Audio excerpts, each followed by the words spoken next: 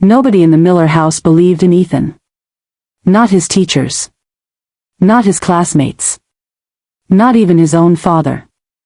If you asked anyone about him, they would say the same thing. He's a good kid, but he won't do much in life. Some said it kindly. Some said it jokingly. But one person said it almost every day. His older brother. And the worst part? Ethan never argued. He just nodded. Like he agreed. What no one knew. Every night, while the whole house slept, Ethan was quietly building a future that would one day save them all. Ethan Miller lived in a small town in Ohio. Nothing special about the place. One high school. One grocery store. One gas station where everyone knew your name. And one family everyone respected. The Millers. His father, Robert Miller, owned a small car repair shop. Hard-working man. Strict. Old school thinking. Work hard or you fail. That was his rule. His mother, Linda, was gentle but tired. She worked 2 jobs. And then there was Daniel. Daniel Miller, Ethan's older brother. Straight A student. Star basketball player. Popular. Confident. Loud. Teachers loved him. Neighbors praised him. Relatives bragged about him at Thanksgiving. And Ethan? He was the opposite. Quiet. Thin. Slow speaker. He didn't play sports. He didn't talk much in class. He avoided eye contact. At dinner every night, the same conversation happened. Daniel got accepted into the state basketball camp. Daniel scored 28 points. Daniel might get a scholarship. Then silence. His father would look at Ethan. So, what did you do today? Ethan would softly reply. Nothing much. His brother would laugh. Dad, he spent lunch in the library again. His father would sigh. You need to toughen up, son. Life isn't a hiding place. Ethan nodded. I know. But he never explained why he stayed in the library. Because he wasn't hiding. He was learning. School wasn't cruel to Ethan. It was worse. It ignored him. Teachers forgot his name. Students didn't notice when he was absent. Except one day. In computer class. Mr. Carter asked the class to create a simple website. Most students complained. This is boring. This is hard. Why do we need this? Ethan didn't complain. He stared at the screen. Then he started typing. Slowly at first. Then faster. His fingers moved like he had done this before. Because he had. Every single night. At 1 a.m. After everyone slept. At the end of class, Mr. Carter walked around checking work. He stopped at Ethan's desk. Then he frowned. Then leaned closer. Then sat down. Ethan, did you copy this? Ethan panicked. No, sir.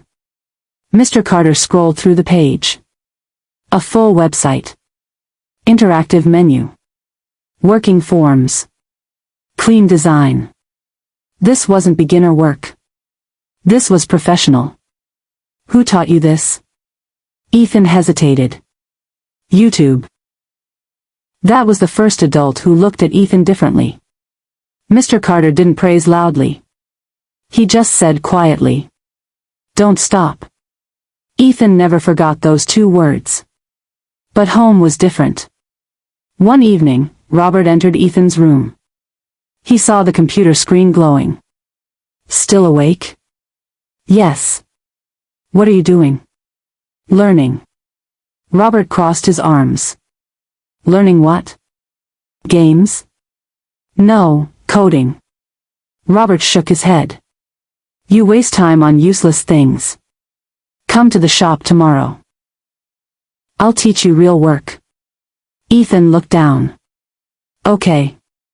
The next day at the repair shop, Ethan struggled. Heavy tools. Oil everywhere. Customers impatient. He dropped a wrench. His father snapped. Daniel understands work. You just sit with a computer all day. That won't feed you. Then he said the sentence Ethan would remember forever. You're almost 17. Start acting useful. Useful. The word stayed in his head all night. He didn't cry. He opened his laptop. And kept learning. Months passed. Daniel got a basketball scholarship offer. The house celebrated. Pizza. Music. Laughing. No one noticed Ethan slip away early. In his room, he was working on something bigger than practice websites. He was building an online booking system. Not for fun. For his father's repair shop. He noticed the real problem. Customers forgot appointments. Phones rang non-stop. His father worked late every night. Ethan never told anyone. He wanted to show them. Not explain. Winter arrived. And with it, disaster. One morning Robert received a call. A big auto service chain was opening 3 blocks away. Modern building. Online scheduling. Discount pricing. Within weeks. Customers stopped coming. The phone stopped ringing. The shop went quiet. Bills piled up. Robert stopped sleeping. Linda worried about the mortgage. Daniel was leaving for college soon. And one night, Ethan heard his parents talking. We might have to close the shop. Silence. Then his mother softly crying. That night Ethan didn't sleep at all. The next morning Ethan walked into the shop carrying his laptop. Robert looked exhausted. Not now, son. Ethan didn't move. I can help. Robert sighed. We need customers, not computer tricks. Ethan opened the screen. I know. He showed a website. Miller Auto Repair, online booking. Appointments. Text reminders. Google Maps listing. Customer reviews section. Robert stared. What is this? I made it, for the shop. Robert was confused. Why? Ethan answered calmly. Because you work harder than anyone, but people can't find you. He explained online searches, reviews, and booking. Robert didn't understand technology. But he understood effort. Can it bring customers? Ethan said quietly. Yes. First day, nothing. Second day, 1 appointment. Third day, 3 appointments. By next week, the shop was busy again. Customers said, I found you online. Your reviews are great. Easy booking.